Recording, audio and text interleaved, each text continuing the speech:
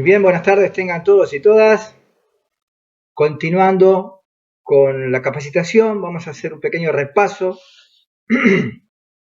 basándome en el PDF de la primer parte de la capacitación, como para que puedan, en todo caso, repasarlo a través de este audio. En principio, quiero nuevamente contarles la historia de Hernán Cortés y Malinche. Quienes no hayan presenciado esta charla van a notar que tiene un significado importante y que está relacionado con el trabajo que nosotros hacemos.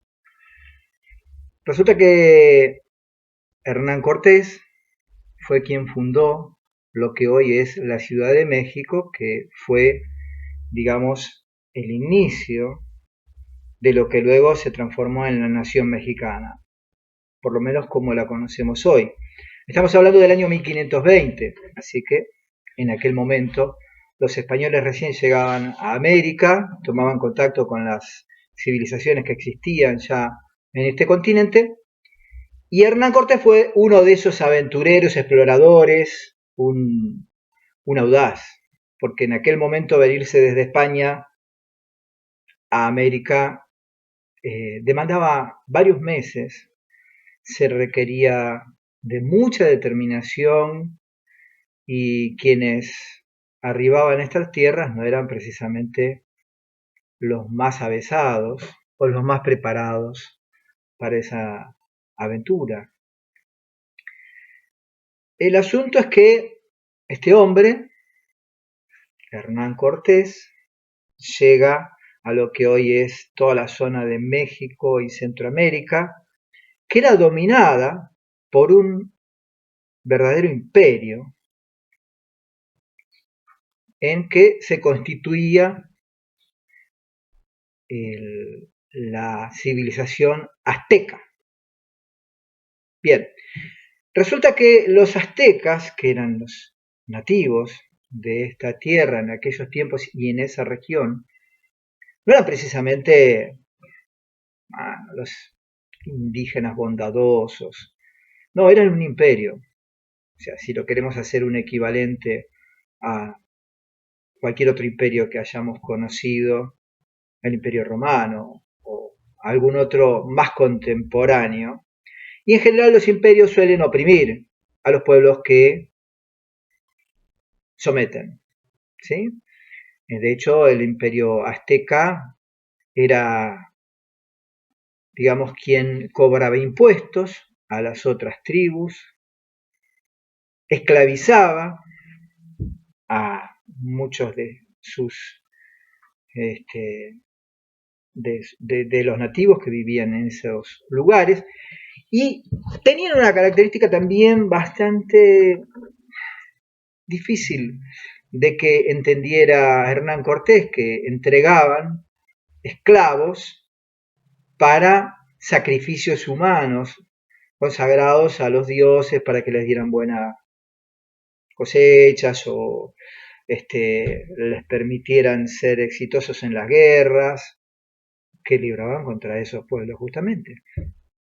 Bien, estamos hablando de fundamentalmente jóvenes, hombres, mujeres, niños y niñas, que eran sacrificados en los altares de esas pirámides que conocemos todos por las películas y por los libros de historia.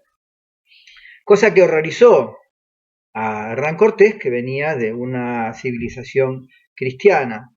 Aunque, bueno, hagamos la salvedad que en España por un rumor también te podían pasar por el espiedo de la hoguera, por una acusación simple de herejía. Pero el asunto es que, bueno, al menos en Europa no se sacrificaba seres humanos en honor a los dioses, porque, bueno, la religión cristiana aparte es monoteísta, más de un dios no hay. Bueno, el asunto es que este hombre, Hernán Cortés, tenía un nivel de determinación fortísimo y evidentemente necesitaba una persona de este tipo tener muchas cualidades. O sea, era un hombre determinado, decidido, evidentemente con un alto nivel de coraje unido a esa decisión y esa determinación, que también conocía de economía, de estudios contables, de estrategia militar, porque él comandaba esa expedición y era bastante violento cuando quería, porque él venía a conquistar. Y las conquistas generalmente se realizan a través de la violencia, sometiendo a otros, que se convierten en tus enemigos. Bien, el asunto es que comenzó a tener contacto con los indígenas, con los nativos, en este caso los mexicas o mexicas, que son los pueblos, digamos, que eran el imperio azteca. O sea, el imperio azteca eran los mexicas, los que sometían a las otras tribus. Y en un principio estos mexicas se acercaron, pensaban que eran dioses los españoles, porque nunca habían visto un caballo. Los españoles montados en los caballos para ellos eran una especie de ser mitológico. Como usaban corazas de metal y usaban arcabuces, que eran armas de fuego muy primitivas, para la época eran modernas, pero eran primitivas para ahora. Entonces pensaban que eran dioses, que no podían morirse, porque claro, querían pinchar con las lanzas y con los escudos de metal no los podían traspasar, y como tenían espadas metálicas y los mexicas armas de madera, entonces era muy distinta la capacidad de fuego que tenían unos y otros. A todo esto se acercaban los mexicas a intentar comunicarse con esta gente, a intentar pactar, a intentar lograr acuerdos, negociar, porque también tenían su costado, digamos, diplomático, por decirlo de alguna manera, los mexicas. Tal es así que utilizaban a sus esclavas, porque fundamentalmente eran mujeres. Se elegía un grupito de mujeres y se los obsequiaba a aquellos con los que los indígenas querían llegar a algún acuerdo. Bueno, esos encuentros iniciales resultaban bastante desorientantes y confusos para Hernán Cortés y su gente, porque no entendían nada, no entendían una palabra de lo que estos nativos hablaban, y se dificultaba bastante la posibilidad de llegar a un acuerdo. De hecho, el primer, digamos, obsequio que recibieron, que fueron 20 mujeres, Hernán Cortés lo recibió, la tripulación contenta, pero no encontró demasiado significado ni le dio demasiada importancia. Por lo tanto, continuaron los conflictos bélicos entre los nativos y los conquistadores españoles. Una de esas mujeres que integraban ese grupo de esclavas que fueron entregadas a Cortés era de una tribu, la tribu totoneca, que era una de esas tribus oprimidas, sometidas por los mexicas. Por lo tanto, todas esas tribus totonecas, olmecas, zacuatecas, chichimecas, etcétera, etcétera, que existían en esas regiones, eran enemigos de los mexicas, que eran los que los esclavizaban, los que les sacaban sus riquezas, como hace cualquier imperio. Entonces, esta mujer, que era una persona bastante especial, por lo que cuentan las crónicas históricas, una persona con un espíritu muy inquieto, era inteligente, se comunicaba con facilidad con los suyos, cuestionaba. Ella decía que no, que los españoles no eran dioses, que podían morirse, contra la creencia generalizada de la gente de sus tribus. Y ella hablaba, lógicamente, el idioma nativo, el totoneca, de la tribu de donde venía, pero como había sido esclava de los mexicas, hablaba también mexica. Dominaba los dos idiomas, el totoneca y el mexica. Uno de los hombres de Cortés, que había vivido con los mexicas durante un tiempo y que logró zafarse, escaparse de algún modo, Jesús de Aguilar, lógicamente hablaba mexica, porque había estado una cantidad de años sometido, digamos, en cautiverio de los mexicas. Por lo tanto, teníamos una persona que hablaba mexica y totonica y otra persona que hablaba totonica y obviamente el español, que era Jesús de Aguilar. ¿Qué sucedió? En uno de esos encuentros que los mexicas tuvieron con Hernán Cortés, esta mujer intervino, se metió en la conversación para traducir lo que decían los mexicas, decírselo en totoneca al español, a Jesús de Aguilar, y a su vez Jesús de Aguilar en español se lo tradujo a Hernán Cortés. Esa fue la primera vez que se pudieron entender, que Hernán Cortés pudo saber exactamente qué es lo que le querían decir aquellos nativos, que se constituían en sus enemigos en ese momento. Esta mujer tenía un nombre original, Malitzin. Como los españoles no sabían pronunciar esa palabra, decían Malinche.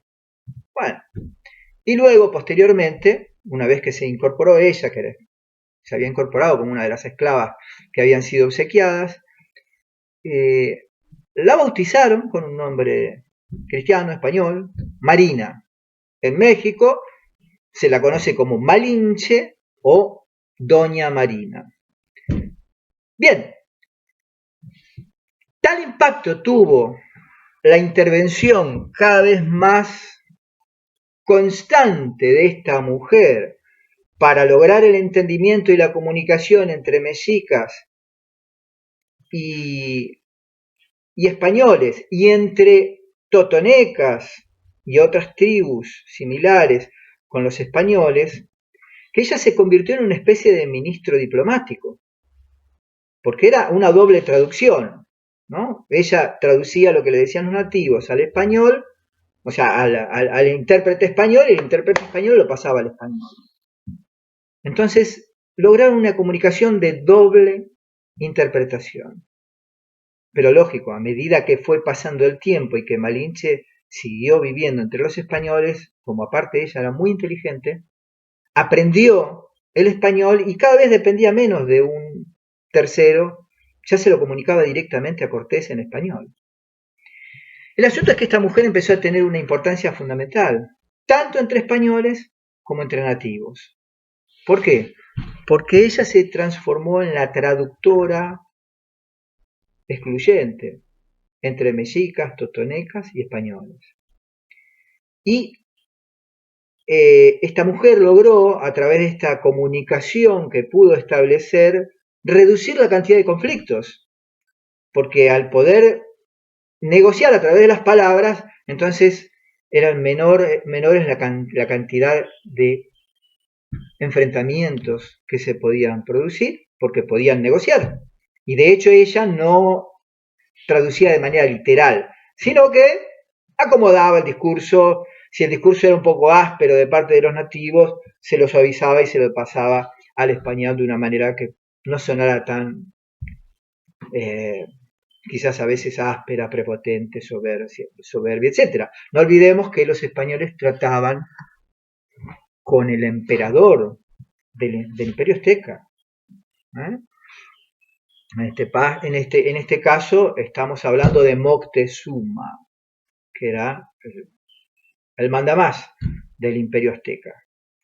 Pero al mismo tiempo, ella interpretaba lo que decían los españoles con su propia tribu, con los totonecas, que eran sometidos por los mexicas. Entonces, ¿qué logró también esta mujer? Establecer una alianza entre los totonecas, que eran enemigos de los mexicas, y los españoles. Gracias a esa alianza, Hernán Cortés, que tenía una tripulación de 200 personas, no más, con eso no hubiese podido nunca jamás enfrentarse al Imperio Azteca. Pero se alió con esas tribus sometidas y entonces sí pudo formar un ejército capaz de enfrentarse a los aztecas. En conclusión, debido a la epopeya de conquista de Hernán Cortés, ayudada y en todo caso encarrilada por la mediación de esta mujer, que llegó a tener muchísimo prestigio y muchísimo poder, porque ella era la única mujer que podía hablar con el emperador. Las mujeres no podían hablar con el emperador. Y ella no solo hablaba, sino que se enderezaba y hablaba y miraba de frente, y también cuando lo necesitaba bajaba condiciones. Bueno, la conclusión de esta historia es que, bueno, desgraciadamente, como ocurre siempre con aquellos que hacen el trabajo más duro, entre comillas podemos decir más sucio, porque hay que tener, ¿no?, agallas para ir a incursionar en un terreno totalmente desconocido, absolutamente hostil, y tener éxito. Y al mismo tiempo, bueno, por parte de esta mujer que de alguna manera tomó la iniciativa con una demostración de gran coraje de hacer de mediadora, lógicamente, con el rencor que se fue ganando de parte de los enemigos de su tribu, los mexicas. Bien, desgraciadamente, como suele ocurrir con estas historias, no terminan bien porque Hernán Cortés murió a los 43 años, víctima de enfermedades múltiples que fue adquiriendo en sus viajes, y Malinche tampoco vivió mucho, se enfermó, murió, tuvo un hijo con Hernán Cortés, que Hernán Cortés se lo terminó llevando a España, o sea que lo separó de su madre y ella sufrió muchísimo por eso. Y ella no fue finalmente reconocida como, porque los historiadores lograron luego torcer la historia y poner a la Malinche como la traidora de la nación mexicana, lo cual es absolutamente falso, porque la nación mexicana no existía. Existía un imperio que sometía a otros pueblos más débiles. Bueno, llegó el imperio español y terminó sometiendo a un imperio, a un pueblo más débil que el europeo. Pero eso es harina de otro costal y otro tipo de análisis. ¿A qué viene toda esta charla, toda esta historia que les estoy relatando? Los vendedores necesitamos cubrir todas esas cualidades. En un vendedor deben concluir, deben integrarse, reunirse todas esas cualidades de Hernán Cortés y de Malinche. Necesitamos ser aguerridos, combativos, quizás en algún momento hasta un poco agresivos. Necesitamos imponernos. Vamos a la conquista, tomamos la iniciativa, abrimos caminos. No esperamos que nos vengan a buscar, vamos. Tenemos que tener la suficiente determinación y decisión para ejecutar acciones en el momento necesario. Tenemos que saber emplear la estrategia, la táctica, para lograr nuestros objetivos. De hecho, Hernán Cortés lo logró.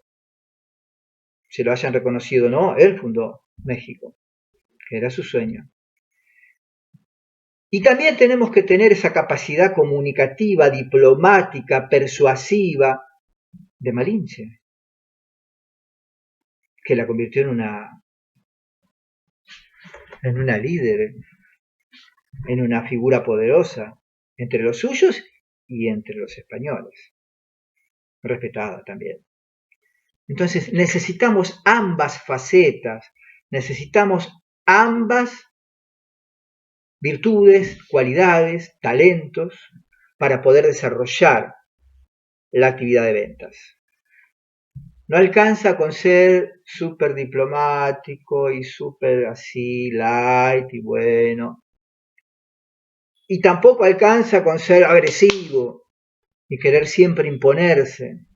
No, hay que equilibrar ambos aspectos. ¿Por qué hago esta aclaración? Porque ahora más adelante vamos a repasar este tema. Bien, ¿qué entendemos por ventas?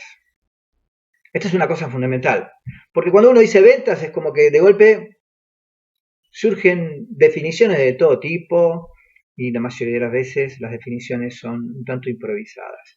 Veamos qué dicen los especialistas, ¿no? Bueno, para empezar hay distintos sistemas y tipos de ventas de acuerdo a producto, contexto, etc.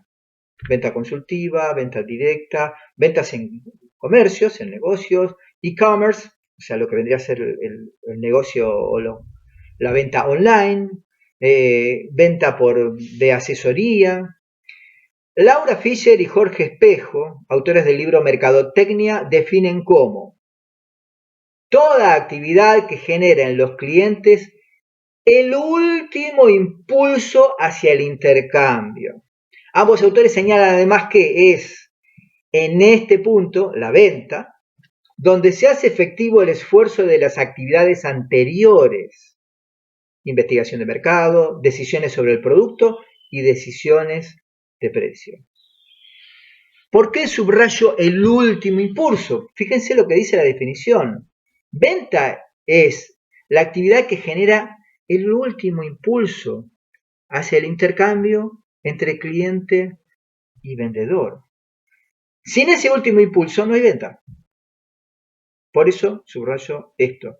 O sea, la conclusión de todo el trabajo previo, que es el mercadeo, qué tipo de productos van a salir al mercado, con qué precios se van a comercializar, todo eso depende y finaliza y se hace efectivo cuando existe una venta. Sin ventas no hay mercado. ¿Qué entendemos por vender? Bueno, hay tantas definiciones también, ¿no? Es una cosa como que cada cual da una definición, vaya, vender es esto, vender es aquello. ¿Vender es ofrecer un producto? O sea, yo puedo estar en un kiosquito de diarios, hola, ¿me das Clarín? Sí, toma la plata. ¿Eso es vender? Bueno, sí, en la medida que hay un intercambio de dinero por un producto, sí, es vender. No precisamente lo que hacemos nosotros. Explicar las bondades del producto, o sea, hacer una descripción súper detallada de lo que es el producto. No sé, sí, bueno, transferir información en todo caso, lo cual se puede hacer en cualquier sitio de internet hoy día. Esperar la iniciativa de los clientes, o sea, yo me quedo acá sentadito y espero que el cliente venga, entonces cuando el cliente viene, se siente y me pregunta, ¿cómo es esto? Entonces yo empiezo y hablo. Bueno, en general, quienes hacen eso venden muchísimo menos que los que van hacia el cliente. Van, toman la iniciativa de ir hacia el cliente, de establecer el vínculo, el contacto con el cliente para poder desarrollar un speech de ventas y lograr una operación. Presionar para obtener una venta tras el objetivo de obtener ganancias. Bueno, hay mucha gente que hace eso, ¿no? O sea, hacen la venta con un nivel de presión que a veces puede ser insoportable. Pero en general no resulta, al fin y al cabo, no resulta bien para la empresa que vende el producto. Porque si el cliente compra presionado, tarde o temprano se va a arrepentir del producto, cuando uno lo presionan malamente para comprar, se queda como resentido. Entonces, eso no es bueno. Bien, veamos qué dicen los especialistas también. Cuando enseñamos ventas a un alto nivel profesional, ¿qué es lo que queremos lograr nosotros? El marco de referencia para el vendedor es el uso adecuado del lenguaje y la comunicación tanto verbal como no verbal, pero esencialmente del lenguaje. Indudablemente hay una comunicación que se efectúa a través de la voz y hay otra comunicación que se efectúa a través de la gesticulación, a través de la imagen que presenta la persona. Todo comunica. La confianza es un valor que se transmite desde que conocemos al cliente. La confianza como el liderazgo es una consecuencia y lo es a corto y a largo plazo. A corto plazo, al instante que conocemos al cliente. A largo plazo, si supimos mantener la relación con el cliente de manera sana. Entonces generamos una confianza. Esa confianza hace que el cliente deposite en nosotros las esperanzas de poder cumplir con sus propios proyectos.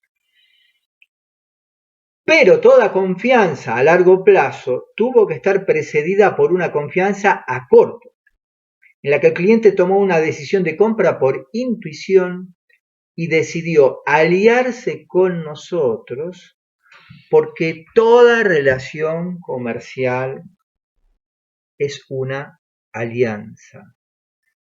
Nosotros, y más en esta industria donde trabajamos con un producto que es tan íntimo de la persona, que es la vivienda,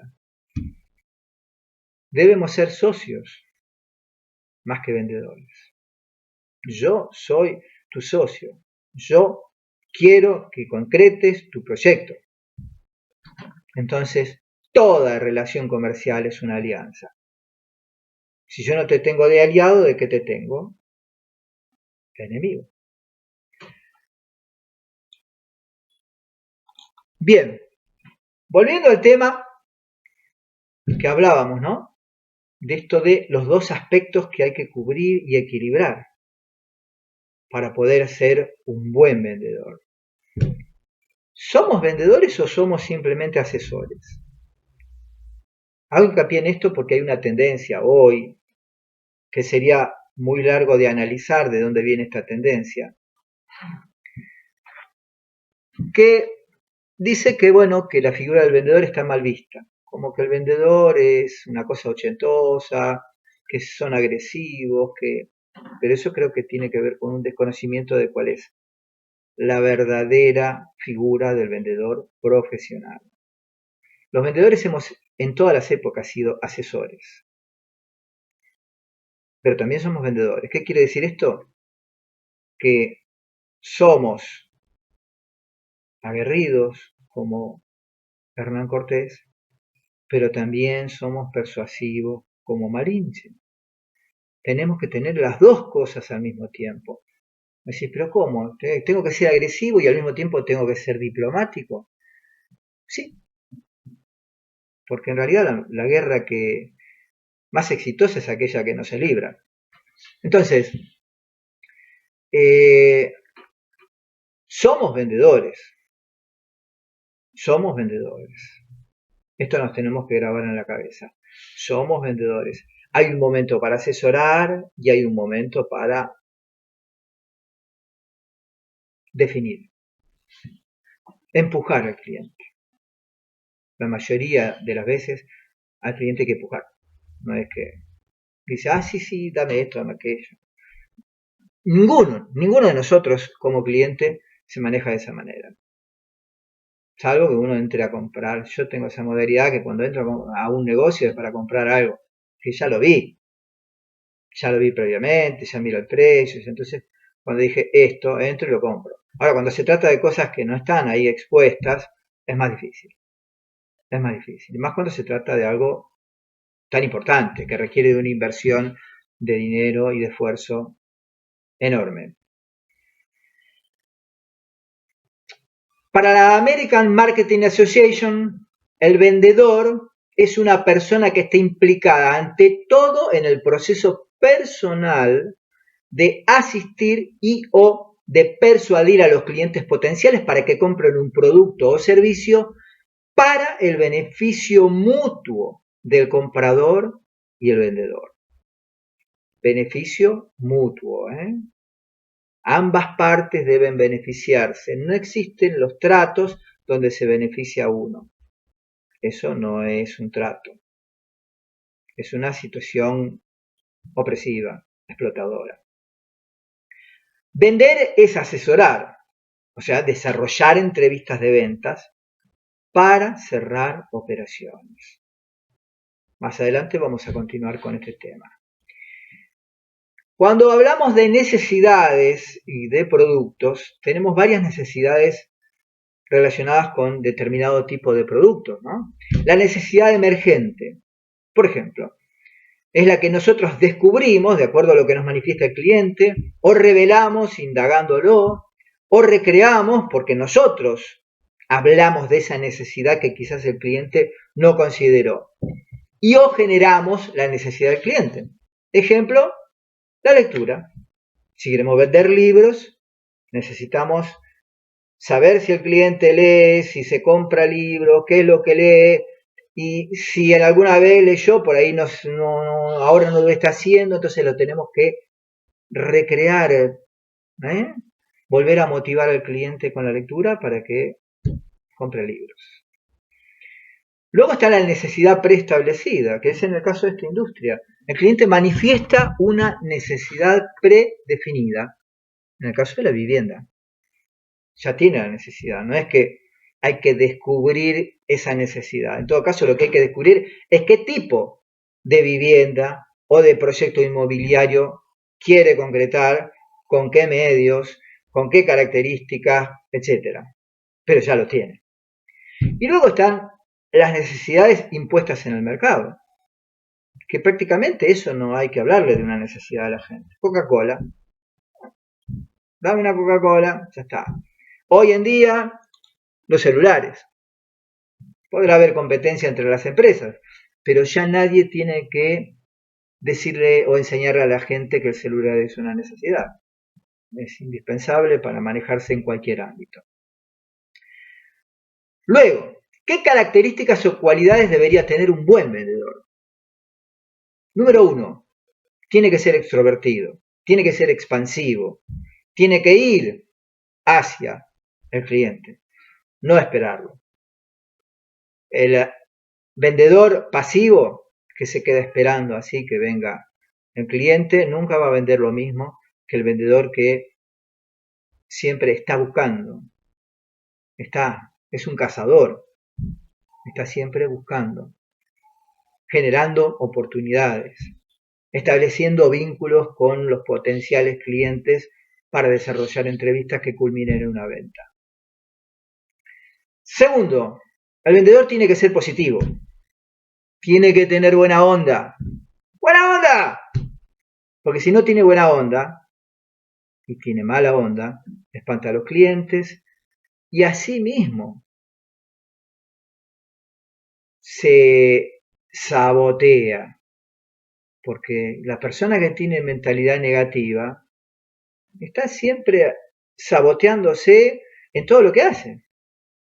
Uno, mirá la cara de aquel, no, aquello no va a salir, no va a funcionar, etc. Tercero, debe ser persuasivo. Debe ser buen comunicador, o sea, entregar mensajes claros, sin ambigüedades, sin con factores que desembocan en la incertidumbre del cliente. Obviamente tiene que conocer bien el servicio o el producto que vende y tiene que tener más o menos carisma.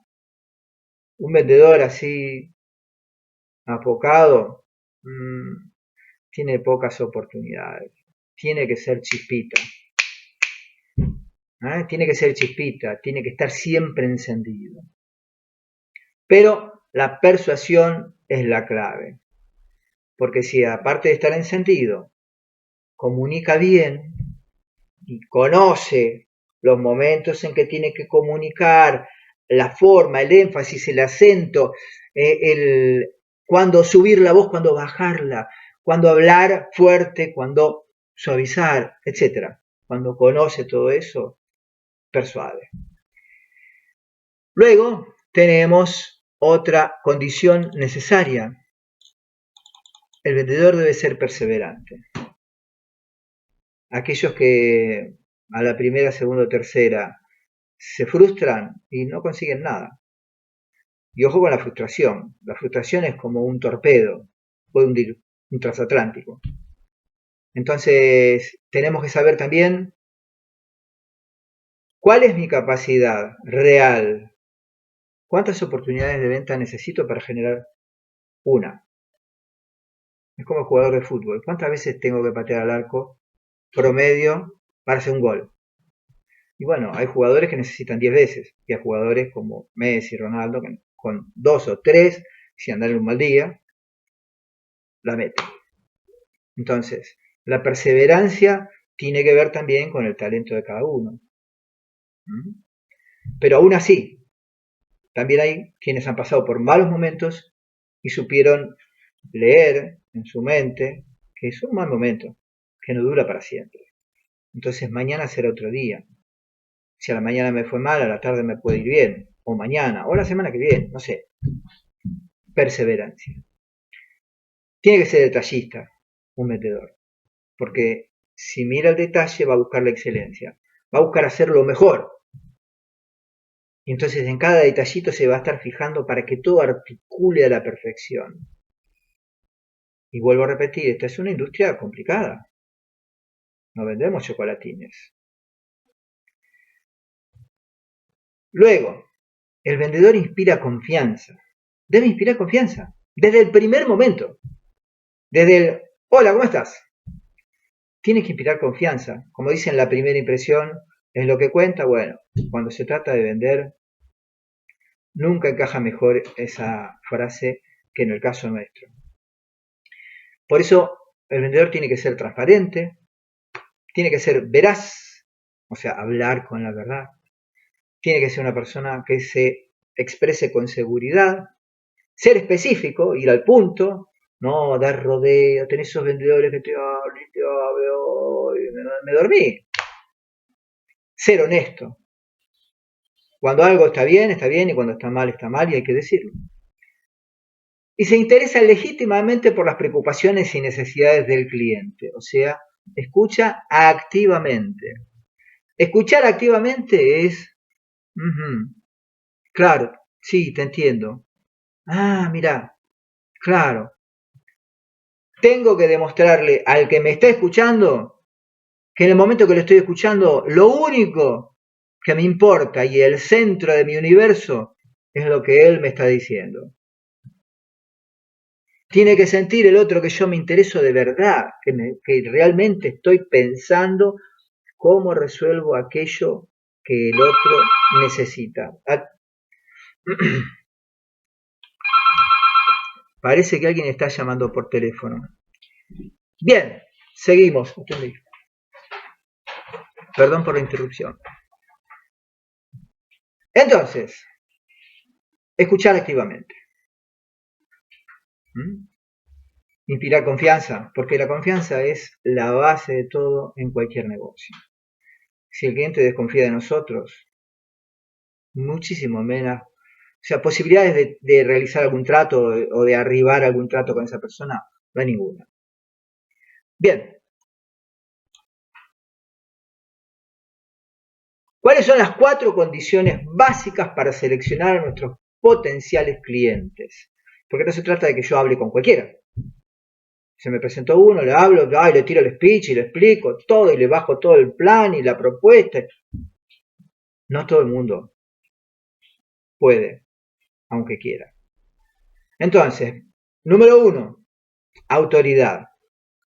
Yo tengo que hablar con la persona que toma las decisiones finales, sin interferencias de otra u otras, ni intermediarios. Yo no puedo hablar con intermediarios. Yo no puedo hablar con alguien que cuando termino de explicar todo me dice, ay, pero yo, ¿sabes qué? Todo esto, quédate tranquilo, yo se lo voy a transmitir a no sé quién, porque yo decido todo con él, ¿viste? Mi mujer, mi esposo, mi socio, el gerente, no. Yo no hablo con intermediarios, no bajo un proyecto y una propuesta a un intermediario. Eso lo hablo con él, la o los que toman o son capaces de tomar decisiones. Segundo, necesidad.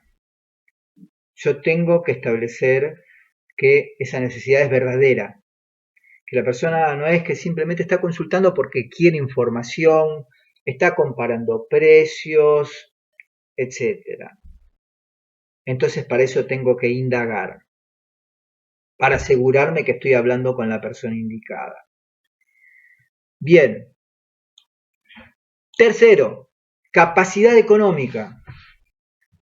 ¿Quiere y puede encarar este proyecto? Tengo que indagar, pero tengo que asegurarme que los recursos económicos de esta persona le van a permitir acceder al bien del que estamos hablando. Cuarto, urgencia.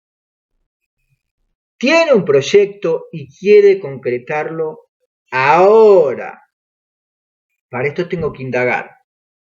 Y no tengo que, de ninguna manera debo permitir que el cliente o el potencial cliente o la persona entrevistada me vacile. No, bueno, vamos a ver, estoy consultando, bla, bla, bla. No. Si voy a hablar seriamente, voy a encarar una entrevista seriamente con alguien que está proyectando su vivienda, eso es muy serio. Muy serio. Muy serio, no puedo hablar así, bueno, vamos a ver, te llamo, me llamás, etc. No, tengo que establecer que el proyecto que tiene lo quiere concretar lo antes posible. Para eso requiere de toda una indagación, de toda una exploración, para saber qué tipo de proyectos tiene y hasta qué punto está involucrado y comprometido con su propio proyecto, que es su sueño, nada menos. Concluyendo, base conceptual. Asesoramos para cerrar tratos. O sea, todo el trabajo que hacemos, toda la entrevista, todo el desarrollo de la entrevista tiene una sola conclusión. Si fue todo hecho como corresponde. Cerrar un trato. Cerrar una operación. Y cerramos tratos porque asesoramos. ¿Ven cómo hay un ida y vuelta?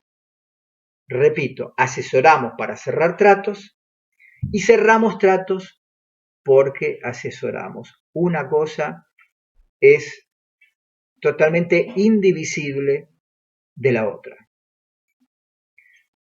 2. No somos folletos parlantes.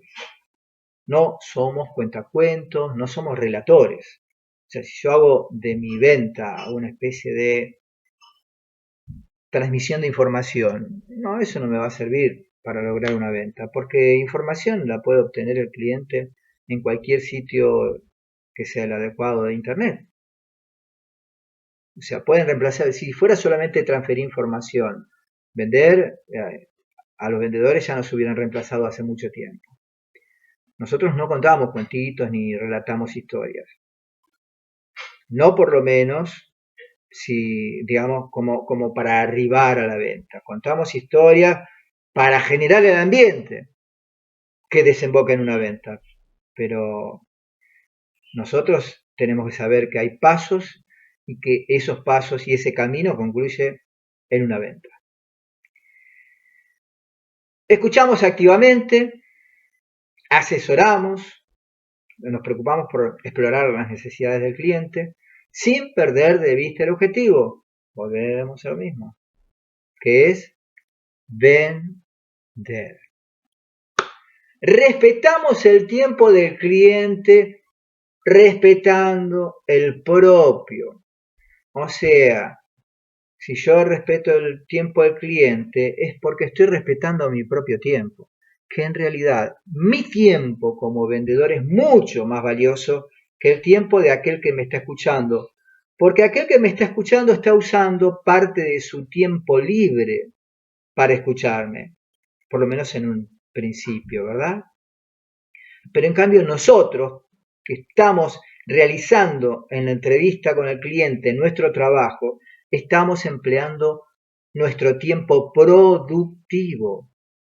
Por eso nuestro tiempo es mucho más valioso, muchísimo más valioso. Y esto tiene que ver con la autoestima, porque aquel que invirtió una hora en un cliente y para nada, se fue de esa entrevista de una hora con la sensación de que fue todo un fracaso, o que concretamente la entrevista concluyó en que nada de nada, Entonces eso afecta, es un golpe feo para la autoestima. Y todo lo que sea un golpe para la autoestima afecta directa y frontalmente nuestra gestión de ventas. No se olviden nunca de eso.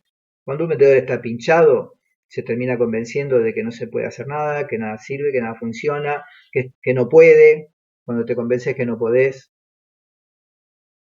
es un camino que cuesta mucho remontar porque es muy cuesta arriba.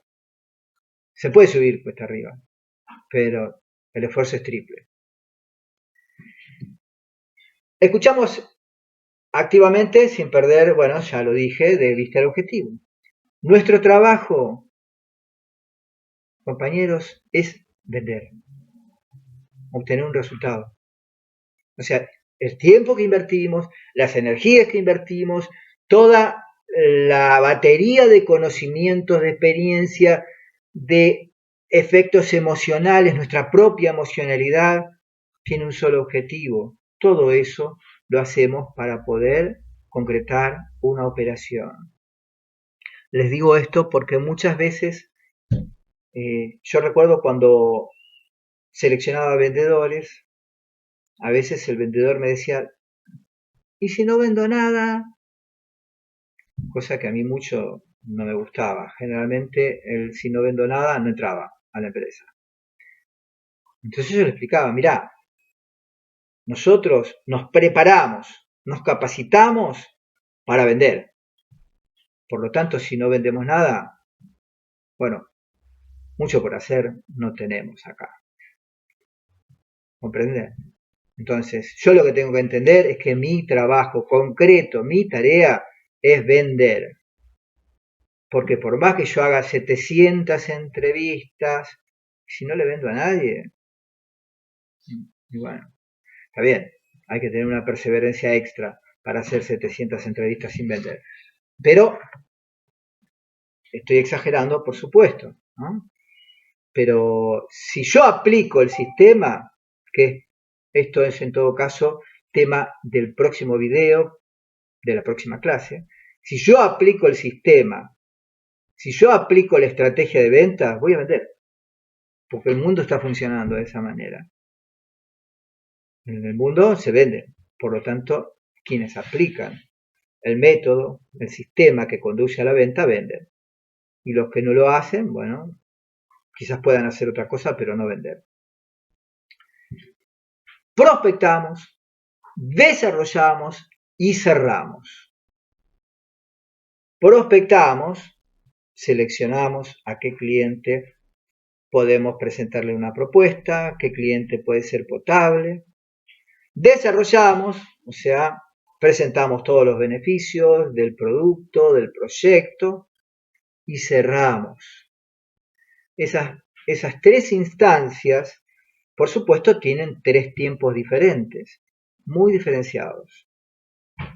Si yo quiero cerrar cuando debería prospectar, y no. Si yo quiero